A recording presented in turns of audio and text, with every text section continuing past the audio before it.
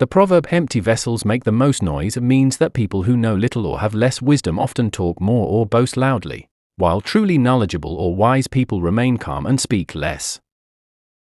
In short, the less someone knows, the more they tend to show off or talk unnecessarily.